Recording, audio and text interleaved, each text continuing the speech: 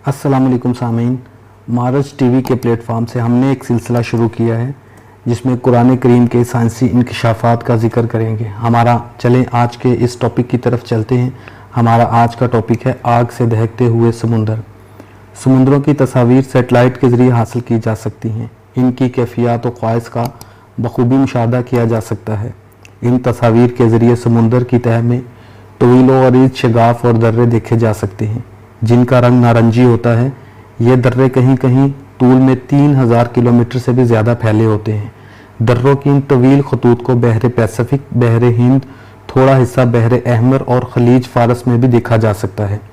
Australia के जनूब में Greenland के मशरक में ये शगाफ काफ़ी नुमायाँ हैं।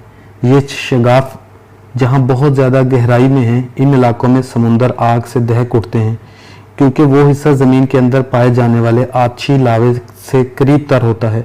शगाफ की वजह से आछी लावे बआसानी ऊपर तक आ जाते हैं। कभी कभी आछी लावे में इस कदर शिद्दत होती है कि आग समुंदर के ऊपर तक आ जाती है और देखने वाले बआसानी ऐनी मुशाहदा कर सकते हैं।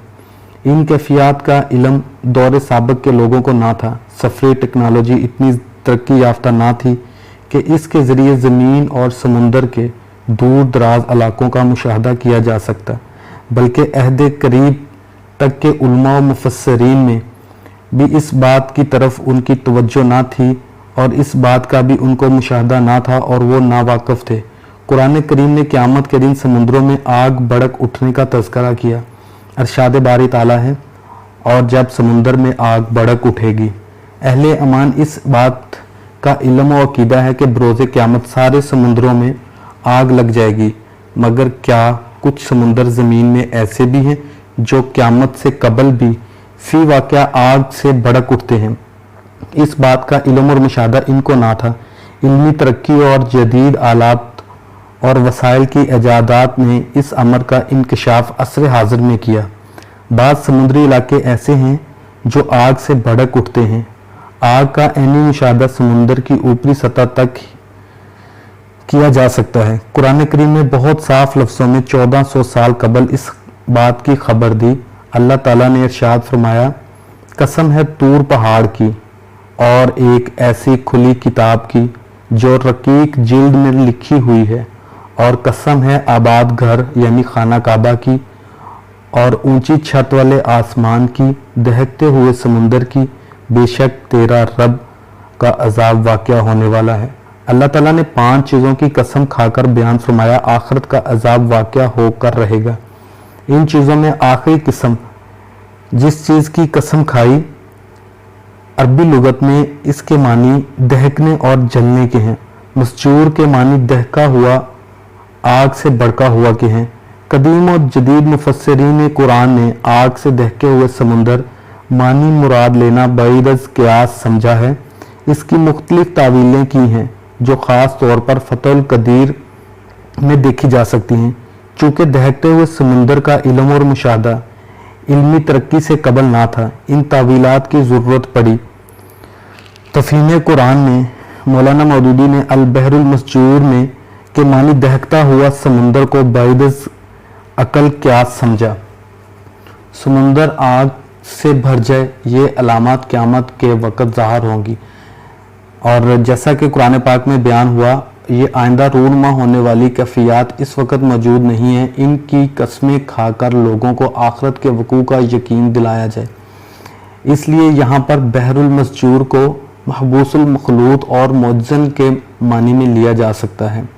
इसी तरह मौलाना मोहम्मद जूनागढ़ी साहब अपनी तफसीर अहसनुल तफासीर में रकम तराज हैं मस्जूर के मानी भड़के हुए हैं। बाज़ कहते हैं इससे मुराद वो पानी है जो ज़ेरी अर्श है, जिससे क़यामत वाले दिन बारिश नाज़िल होगी, इससे मुर्दा जिस्म ज़िंदा हो जाएंगे।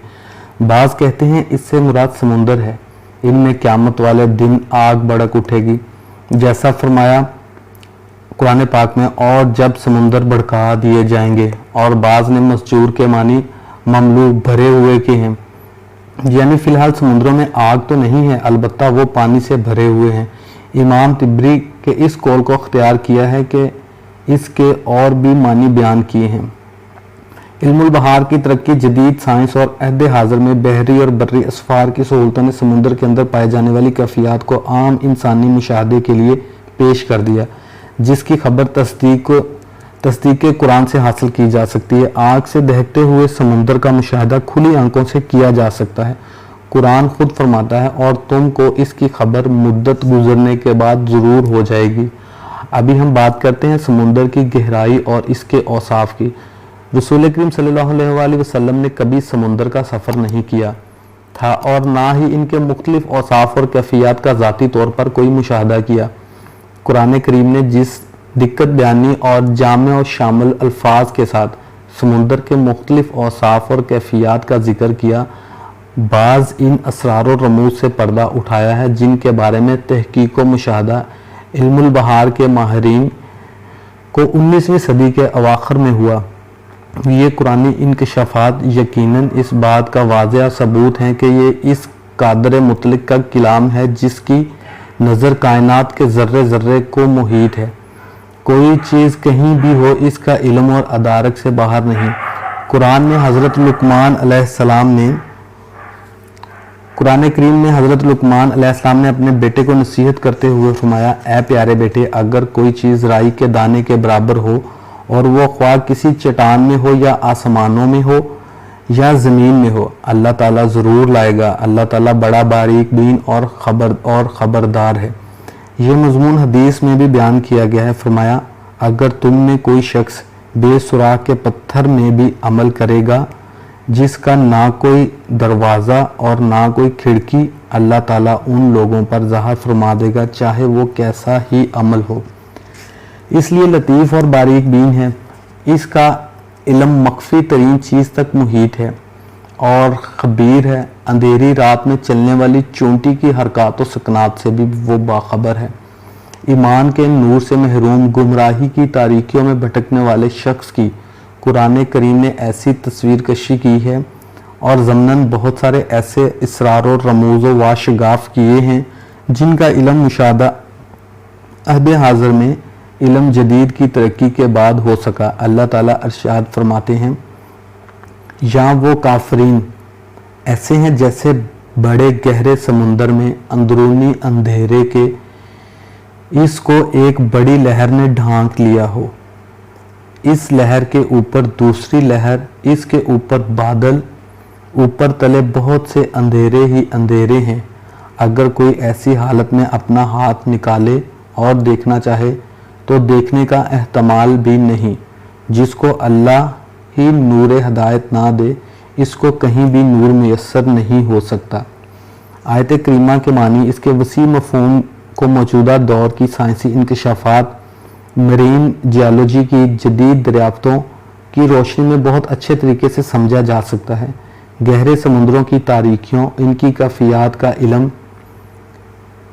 پن ڈبیوں کی ایجاد کے بعد ہی ہوا جن کے ذریعے سمندر کی گہری تہوں میں اترا جا سکتا۔ کوئی شخص بغیر آکسیجن، کسی مشینی مدد کے بغیر 20 تا 30 میٹر کی گہرائی تک ہی غوطہ خوری کر سکتا ہے۔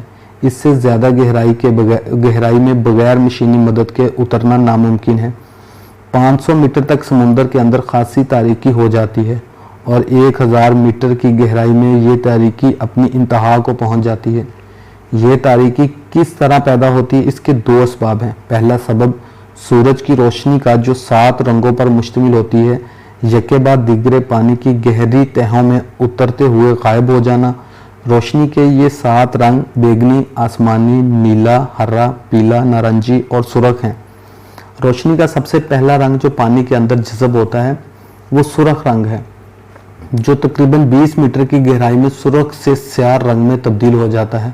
لہٰذا اگر کوئی غوطہ خور اتنی گہرائی میں زخمی ہو جائے اور اس کے جسم سے خون نکل پڑے تو اسے وہ سرخ رنگ کی بجائے سیاہ نظر آئے گا، کیونکہ خون کے سرخ رنگ اس گہرائی میں جذب ہو چکا ہوگا۔ اس کے بعد ترتیب وار جو رنگ پانی کی گہری تہوں میں اترتے ہوئے جذب ہو جاتا ہے وہ نارنجی، پھر پیلا، پھر ہرا، پھر آسمانی، پھر بیگنی اور سب سے آخر میں نیلا رنگ ہے، جو 200 میٹر کی گہرائی میں جذب ہو جاتا ہے۔ گویا ہر رنگ اپنا رنگ کھو کر سیاہی میں تبدیل ہو جاتا ہے اور تاریکی پر تاریکی بڑھاتا چلا جاتا ہے۔ समुंदर के अंदर तारीकी का दूसरा सबब सूरज की रोशनी और समुंदर की गहराई के दरमियान हायल रुकावटें हैं। पहली रुकावट, जैसा कि कुरान ने जिक्र किया है कि बादल हैं, घने और गहरे बादल खासी तारीकी पैदा करते हैं। दूसरी रुकावट समुंदर की मौजें हैं जो सूरज की शुआओं को मुनक्स यानी रिफ्लेक्ट कर देती हैं, वो नीचे नहीं जाने पाती, और अगर थोड़ी बहुत रोशनी समुंदर के अंदर पहुंचने में कामयाब भी हो जाती है तो इसे गहरे समुंदर के अंदर दूसरी मौजन लहरें मुनक्स कर देती हैं और नीचे जाने से रोक देती हैं। समुंदर की सतह पर उठने वाली मौजों का इल्म और मुशाहिदा लोगों को इब्तदाए ज़माना से रहा है, लेकिन समुंदर के नीचे भी मौजें उठती हैं। इसका इंकशाफ इल्म जदीद ने 19वीं सदी में किया। गोया गहरे समुंदर 2 समुंदर हैं, हर एक की अलग अलग मौजें हैं। कुरान करीम ने इसकी खबर सदियों पहले दे दी थी, जो यकीनन इसके एजाज की दलील है। गहरे समुंदर में इस कदर तारीकी होती है कि हाथ को हाथ दिखाई नहीं देता। माहरीन इल्म बहार यानी मरीन जियोलॉजी एक्सपर्ट के मुताबिक इन गहराइयों में पाई जाने वाली मछलियां और आबी हैवानात बेनाई से महरूम होते हैं, क्योंकि अगर कोई खारजी रोशनी भी नवाज है तो इनके जिस्म से फूटती है। इस रोशनी की मदद से वो अपना रास्ता तय करती हैं और रिज़्क तलाश करती हैं। आयत करीमा में ये बात भी काबिल गौर है कि तारीकी से मुराद यहाँ वो तारीकी है जो इंतहाई गहरे समुंदर में पाई जाती है। इस मफ़हूम को वाज़ह करने के लिए कुरान ने बहरुल लज्जी की ताबीर अख्तियार की, जिसके मानी इंतहाई गहरा समुंदर के हैं। इन्हीं गहरे समुंदरों में सतह समुंदर के अलावा अंदर गहराई में भी लहरें मौजूद होती हैं।